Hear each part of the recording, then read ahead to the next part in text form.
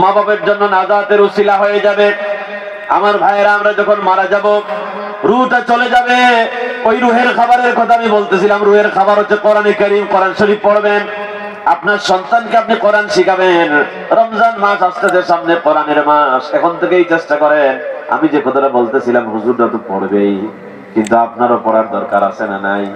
আপনি বলবেন, হুজুর আমরা তো সাধারণ মানুষ, আমরা তো হাফিজ সাহেব না, আমরা তো ইমাম সাহেব না, মসজিদের হুজুর না, আমরা কেন কোরআন পড়বো? এটা দায়িত্ব আপনাদের না, এটা হুজুরদের দায়িত্ব না। আল্লাহ বলেছেন হুদাল লিন-নাস, যাদের নাম মানুষ তাদের জন্য এটা হেদায়েত, সকলের জন্য এটা গাইডলাইন।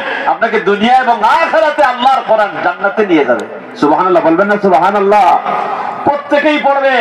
আপনি যদ্দুর পারেন, ফাকরাউ মা তায়াসসারা মিনাল কোরআন। আল্লাহ বলেছেন যেখান থেকে সহজ মনে হয়। আপনি সূরা ইয়াসিন পড়তে পারেন, কলবুল কোরআন, ওইটা পড়েন। আপনি সূরা রহমান আপনি পড়তে পারেন, সূরা রহমান পড়েন। সূরা মুলক পড়তে পারেন, সূরা মুলক পড়েন। পড়বো তো ভাই আমরা ইনশাআল্লাহ। প্রতিদিন রাতের বেলা কমপক্ষে একবার সূরা মুলক পড়বো আমরা এশার পরে, পারবো না ইনশাআল্লাহ? রাতের বেলা যদি আপনি সূরা মুলক পড়েন, তাবারাকাল্লাযী বিয়াদিহিল মুলকু ওয়া হুয়া আলা কুল্লি শাইইন কাদির, আমি আসার আগে বাচ্চা তেলাওয়াত করলো। যদি এই সূরাটা রাতের বেলা পড়েন, আমার মা বোনেরা মাইকের আওয়াজ যদ্দূর যায় আমলটা করার জন্য চেষ্টা করবেন। রাতের বেলা যদি সূরা মুলক পড়েন, আল্লাহর নবী বলেছেন সূরা মুলক কবরে যাওয়ার পর আমার আল্লাহর সাথে ঝগড়া করবে, তর্ক করবে। আল্লাহরে বলবে, আল্লাহ আমি তোমার কালাম, তোমার কোরআনের সূরা মুলক, তোমার হাবিব বলেছেন সূরা মুলক যদি রাতে তেলাওয়াত হয় তাহলে ওই বান্দা বান্দির কবরে আযাব হয় না। আল্লাহ তোমার বান্দারে, তোমার বান্দিরে তুমি কবরে আযাব দিও না। সূরা মুলকের সুপারিশ আমার আল্লাহ রাব্বুল আলামিন কবুল করবেন। পড়বো তো ইনশাআল্লাহ? সূরা মুলক আমরা পড়বো। আপনি যেটা পারেন ওইটা পড়েন। হুজুরদের মতো পারেন না, আপনি নিজের মতো পড়েন। কুল হুয়াল্লাহ সূরা তো সকলের জানা আছে, আছে না ভাই? কুল হুয়াল্লাহু আহাদ আল্লাহুস সামাদ লাম ইয়ালিদ ওয়া লাম ইউলাদ ওয়া লাম ইয়াকুল লাহু কুফুয়ান আহাদ। এই সূরাটা যদি কেউ একবার পড়ে তাহলে 10 পারার সমান হয়ে যায়। সুবহানাল্লাহ বলবেন না? সুবহানাল্লাহ। 2 বার পড়লে 20 পারার সমান হয়ে যাবে।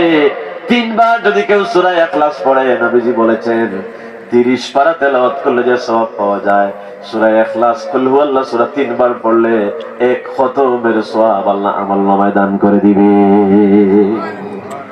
সকালে 3 বার পড়েন, সন্ধ্যায় 3 বার পড়েন। আজকাল সবার সাথে এগুলো আছে। 10 বার পড়ার জন্য চেষ্টা করেন। কত ফজিলত এই সূরাগুলোর আছে, আমরা এগুলো পড়বো ইনশাআল্লাহ। বলেন না ইনশাআল্লাহ? ইজা জুলজিলাতিল আরদু জিলজালা, এটাকে নিসফুল কোরআন বলা হয়, কোরআনের অর্ধেক। সূরা ফাতিহাকেও কোরআনের অর্ধেক বলা হয়েছে। আলহামদুলিল্লাহি রাব্বিল আলামিন। আপনি যদ্দূর পারেন কোরআনের যেখান থেকে পারেন ওখান থেকে পড়েন। সূরা কাফিরুন পড়বেন, কুল ইয়া আইয়ুহাল কাফিরুন, ইজা জাআ নাসরুল্লাহি ওয়াল ফাতহ, সূরা নাসর পড়বেন। 4 ভাগের 1 ভাগ হয়ে যাবে। 4 বার পড়লে খতমের সমান হয়ে যাবে। কত বারাকা, কত সওয়াব আল্লাহ রেখেছেন এক একটা সূরার ভিতরে।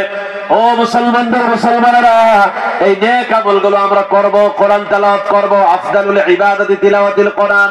ইবাদতের ভিতরে শ্রেষ্ঠ ইবাদতের নাম হলো কোরআনের তেলাওয়াত। শ্রেষ্ঠ ইবাদতের নাম কি? আমার দেশে কোরআনের তেলাওয়াত হয় না। আমি আরব দেশে দেখেছি, যত আরব দেশ আল্লাহ সফর করার তৌফিক দিলেন।